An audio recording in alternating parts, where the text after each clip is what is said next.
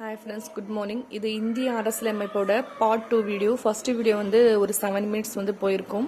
அதில் ஜஸ்ட் தலைவர்கள் மட்டுமே கவர் பண்ணியிருக்கோம். நெக்ஸ்ட் வந்து இப்போ வந்து 2 முக்கியமான குழுக்களை பற்றி தான் நம்ம பார்க்க போகிறோம். என்னென்னு பார்த்தீங்கன்னா கிரிப்ஸ் தூதுக்குழு, நெக்ஸ்ட் வந்து கேபினெட் அமைச்சரவை குழு.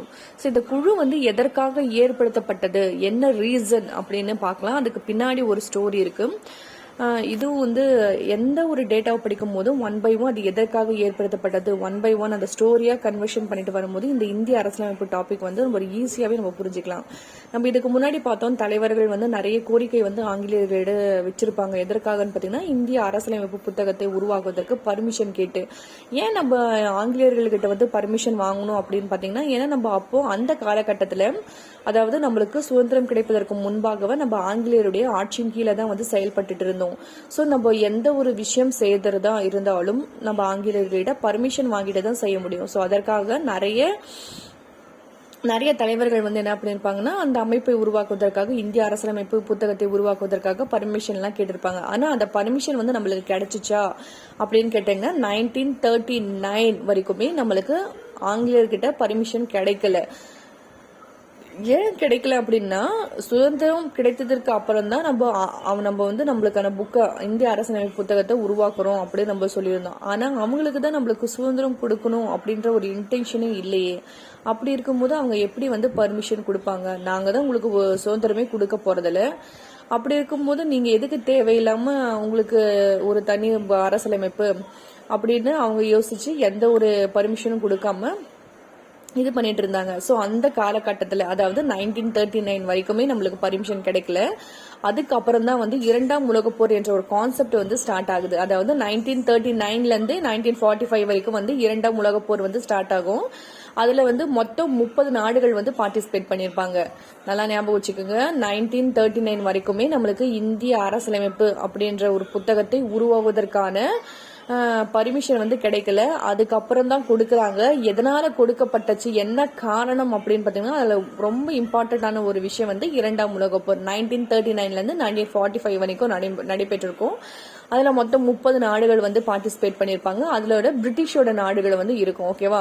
சோ இந்த பிரிட்டிஷ்காரங்க வந்து அந்த 2ஆம் உலக போர்ல வந்து பார்ட்டிசிபேட் பண்ணி வின் பண்ணணும்னா நம்மளுடைய இந்தியருடைய ஆதரவு வந்து அவங்களுக்கு கண்டிப்பா தேவைப்படுது. அந்த காலகட்டத்தில் அவங்களுக்கு தேவைப்பட்டுச்சு. சோ அப்போ வந்து அவங்க ஒரு பொய்யான அறிக்கையை வந்து வெளியிடுறாங்க. 2ஆம் உலக போர் காலகட்டத்தில் பிரிட்டிஷ்காரங்க ஒரு பொய்யான ஒரு அறிக்கையை வந்து வெளியிடுறாங்க. அது என்ன அறிக்கை அப்படின்னு பாத்தீங்கன்னா, இந்த 2ஆம் உலக போர்ல எங்களுக்கு ஆதரவு, இந்தியர்கள் வந்து ஆதரவு தராங்க. சோ அவங்களுடைய ஆதரவுடன் இந்த 2ஆம் உலக போரை நாங்க மேற்கொள்ள போறோம் அப்படின்னு ஒரு பொய்யான அறிக்கை வந்து விடுறாங்க.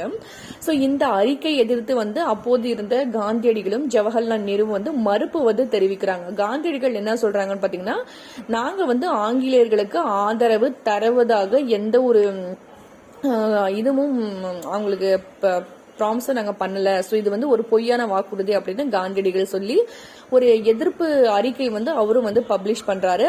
அதே சமயம் ஜவஹர்லால் நேரு, சோ அப்போ அந்த காலகட்டத்தில் 2ஆம் உலக போரோட காலகட்டத்தில் இந்திய தேசிய காங்கிரசின் தலைவராக இருந்த ஜவஹர்லால் நேரு அவர்கள் என்ன பண்றாருன்னா, அவரும் வந்து இதற்கு மறுப்பு தெரிவிப்பு விதமாக என்ன பண்றாங்கன்னா, இந்திய தேசிய காங்கிரஸை விட்டு வெளியே வந்துடுறாரு.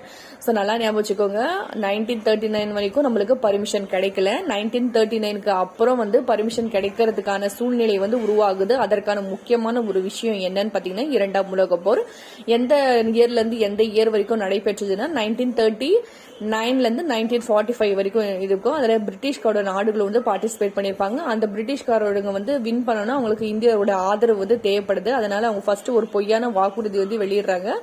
அந்த வாக்குறுதியை எதிர்த்து வந்து காந்தியடிகளும் ஜவஹர்லால் நேருவும் வந்து ஒரு மறுப்பு வந்து தெரிவித்து பப்ளிஷ் பண்றாங்க. ஓகேவா? இது வந்து ஒரு இது வரைக்கும் ஸ்டோரி நல்லா புரிஞ்சுக்கோங்க. ஓகேவா? சோ இப்போ ஆங்கிலேயர்களுக்கு நம்மளுடைய இந்தியர்களுடைய ஆதரவு வந்து கண்டிப்பா தேவைப்படுது. நம்ம இருந்தா கண்டிப்பா அந்த 2ஆம் உலக போர்ல வெற்றி பெற்று விடலாம். சோ அப்படி இருக்கும்போது அந்த நம்மளுடைய இந்தியர்களுடைய கவனத்தை வந்து ஈர்க்கணும்னா அவங்களுக்கு தேவையான சில சலுகைகளை வந்து வழங்கணும் இல்லையா? ஆங்கிலேயர்கள் இந்தியர்களுடைய கவனம், அதாவது அவங்களுடைய ஆதரவை வந்து பெறணும்னா அவங்களுக்கு தேவையான சில சலுகைகளை வந்து வழங்கணும். சோ அதற்காக வழங்கப்பட்ட ஒரு சலுகை தான் ஆகஸ்ட் சலுகை. அது என்ன ஆகஸ்ட் சலுகை? இந்த இயர் வந்து ரொம்ப ரொம்ப இம்பார்ட்டன்டான ஒரு பாயிண்ட். ஆகஸ்ட் சலுகை எப்போது வெளியிடப்பட்டது அப்படின்னு பாத்தீங்கன்னா 1940 ஆகஸ்ட் 8 வந்து வெளியிடப்பட்டிருக்கும். 1940 ஆகஸ்ட் 8 யாரால் வெளியிடப்பட்டது அப்படின்னு கேட்பாங்க. ரொம்ப ரொம்ப இம்பார்ட்டன்டான லின் லித்தோ பிரபு. லின் லித்தோ பிரபு அவர்கள் என்பவர் யாருன்னு பாத்தீங்கன்னா அப்போது அதாவது 1940 அவர் தான் வந்து என்ன பண்ணிருப்பாங்கன்னா வைஸ்ரேயா இருந்திருப்பாரு.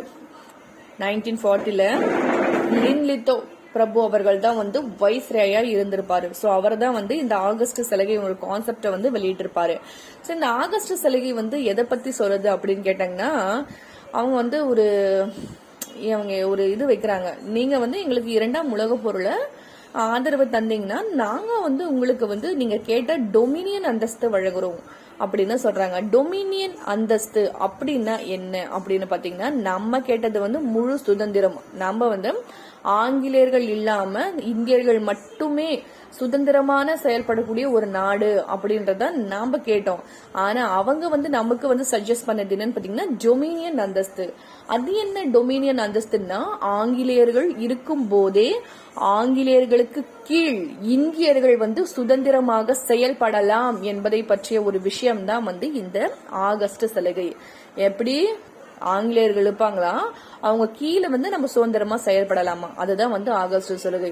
சோ என்ன பண்ணா காந்தியடிகள் வந்து இந்த ஆகஸ்ட் சலுகை வந்து மறுத்து விட்டார். இது எப்படி அவங்க இருக்கும்போது கண்டிப்பா நம்மளால சுதந்திரமா செயல்பட முடியாது, கண்டிப்பான இது வந்து ஒரு பொய்யான வாக்குறுதியாக தான் இருந்திருக்கும் அப்படின்னு காந்தியடிகள் வந்து அதை மறுத்துட்டு இருப்பாரு.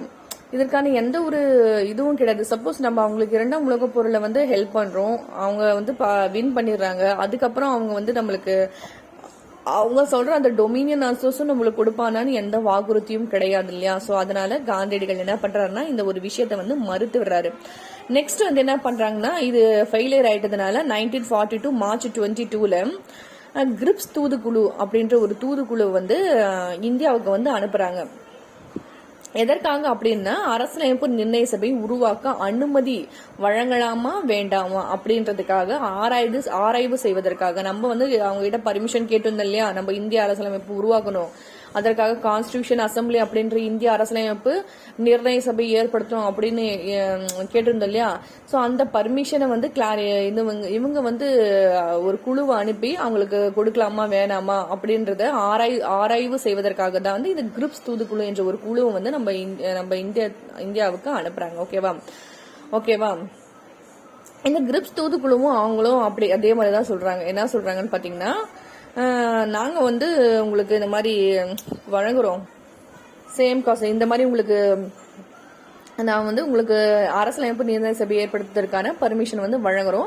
ஆனா நீங்க என்ன பண்ணணும், எங்களுக்கு 2ஆம் உலகப் பொருளை வந்து எங்களுக்கு வந்து உதவி பண்ணணும் அப்படின்னு அந்த கிரிப்ஸ் தூதுக்குழுவும் வந்து என்ன பண்றாங்கன்னா அவங்களுக்கு ஒரு சஜஷன் வந்து கொடுக்குறாங்க.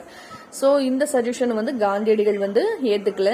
சோ அவங்களுடைய அந்த அறிக்கையை வந்து காந்தியடிகளும் ஜவஹர்லால் நேரு அவர்களும் சேர்ந்து வந்து விமர்சனம் செய்யறாங்க. இது வந்து ரொம்ப ரொம்ப ரொம்ப இம்பார்ட்டன்டான ஒரு கொஸ்டின். எப்படி விமர்சனம் செய்யறாங்கன்னு பாத்தீங்கன்னா காந்தியடிகள் வந்து கிரிப்ஸ் தூதுக்குழுவினுடைய அறிக்கையை வந்து திவாலான வங்கியின் முன் தேதியிட்ட காசோலை எப்படின்றாங்க, வங்கியே இல்லையா அந்த வங்கில இருந்து எனக்கு இவன் செக் புக் போட்டு தரானா அப்படின்னு சொல்றாங்க இல்லையா. இல்லாத வங்கிக்கு செக் புக் வேற செக் வேற கேடா அப்படின்றாங்கல்ல, அந்த மாதிரி அவங்களோட ஸ்டேட்மெண்ட் வந்து இருந்துச்சு. முதல்ல நம்ம பார்ட்டிஸ்ட் அவங்க கூட சேர்ந்து பார்ட்டிசிபேட் பண்ணி அவங்க வின் பண்ணிட்டானா அவன் கண்டிப்பா நம்மளுக்கு கொடுப்பானா, இருக்கிறத விட இன்னும் வந்து நிறைய வந்து அதிகாரம் வந்து அவனுக்கு வந்துடும், கண்டிப்பா அவன் வந்து நம்மளுக்கு சுதந்திரம் வழங்க மாட்டான். சோ அப்படின்னு நினைச்சு காந்தியடிகளும் ஜவஹர்லால் நேருவும் மறுத்து ஒரு விமர்சனத்தை வந்து முன்வைக்கிறாரு. காந்தியடிகள் என்ன சொல்றாருன்னா திவாலான வங்கியின் முன் தேதியிட்ட காசோலை அப்படின்னு சொல்றாரு. ஜவஹர்லால் நேரு அவர்கள் என்ன சொல்றாங்கன்னா அவருடைய அந்த கிரிப்ஸ் தூதுக்குழு அவருடைய அறிக்கையை படிச்சுட்டு இது வந்து எனக்கு மிகவும் ஒரு மன அழுத்தத்திற்கு உள்ளாயிட்டேன், அந்த அறிக்கையை படிச்சுட்டு ரொம்ப கஷ்டமா போயிடுச்சு அப்படின்றாங்களே அப்படின்னு ஜவஹர்லால் நேரு வந்து சொல்லியிருக்காங்க. சோ இந்த ஆகஸ்ட் சலுகை கிரிப்ஸ் தூதுக்குழு இது ரொம்ப இம்பார்ட்டன்டான ஒரு கொஸ்டின்ஸ். ஃபைனலா நமக்கு எப்படி அரசியலமைப்பு நிர்ணய சபையை ஏற்படுத்துவதற்கான அதாவது கான்ஸ்டிடியூஷன் அசம்பிளி அப்படின்ற அந்த குழுவை ஏற்படுத்துவதற்கான பர்மிஷன் வந்து யார் வந்து பரிந்துரை செஞ்சிருப்பாங்கன்னு பாத்தீங்கன்னா